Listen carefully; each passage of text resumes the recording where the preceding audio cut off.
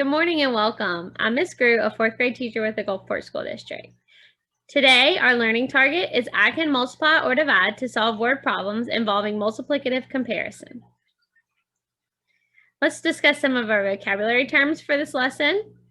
Symbol, a character such as a letter or question mark that can be used to stand for an unknown number in an equation. Unknown, the value you need to find to solve a problem. Divide, to separate into equal groups and find the number in each group or the number of groups. Division, an operation used to separate a number of items into equal size groups. Equation, a mathematical statement that uses an equal sign to show that two expressions have the same value. Factor, a number that is multiplied. Multiplication, an operation used to find the total number of items in a given number of equal size groups. Multiplicative comparisons, a comparison that tells how many times as many. For example, 7 times 3 equals 21 tells that 21 is 3 times as many as 7, and that 21 is 7 times as many as 3. To multiply, to repeatedly add the same number a certain number of times. This is used to find the total number of items in equal size groups. Let's get started with our first practice problem. Mark scored 3 touchdowns last season. He scored 4 times as many touchdowns this season. How many touchdowns does Mark score this season? All right, so we have last season. And we know that last season he scored 3. We have this season, which it doesn't give us a number, but it says 4 times as many this season. So the number next to the word times tells me how many boxes I'm going to draw. So 4 boxes, and then I'm going to put that same number I put in my top box in my bottom boxes. And then we're trying to figure out how many touchdowns he scores this season. So I have 3 boxes, or 4 boxes with 3 in each box. So 3, 6, 9, 12. So Mark scored 12 touchdowns this season. Dante's booth sells bags of 8 apples. Nyla needs 5 times that amount. What is the number of apples that Nyla needs? So we have Dante, and we know that his booth sells bags of 8 apples.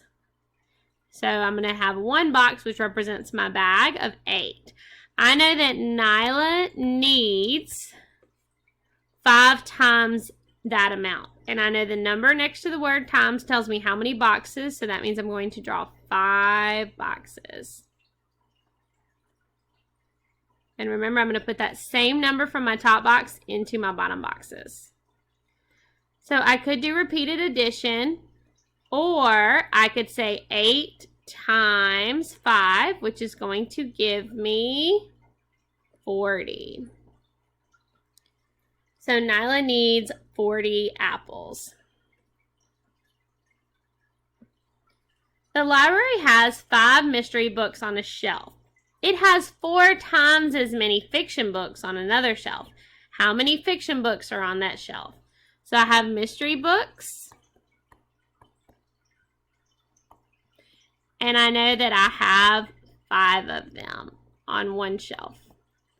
I know the number next to the word times tells me how many boxes I'm going to draw for my next section, which is fiction books. And I said my number next to the word times, so how many boxes am I going to draw? 4. Very good. And then I put that same number that I put in my top box in my bottom boxes. Remember, we could use repeated addition, or we could say 5 times 4, which is going to give me 20. So there are 20 fiction books on that shelf. The bar model below shows that Jaden takes 4 times as many photos as Jordan. So we know the number next to the word times tells me how many boxes, and it does show 4 boxes next to Jaden's name. It also does not show what the boxes are, but it shows that Jaden's total is 20. Now remember, whatever number goes in this top box also goes in these bottom boxes down here. So we know something times our 4 boxes gave Jaden 20. What times 4 could give us 20?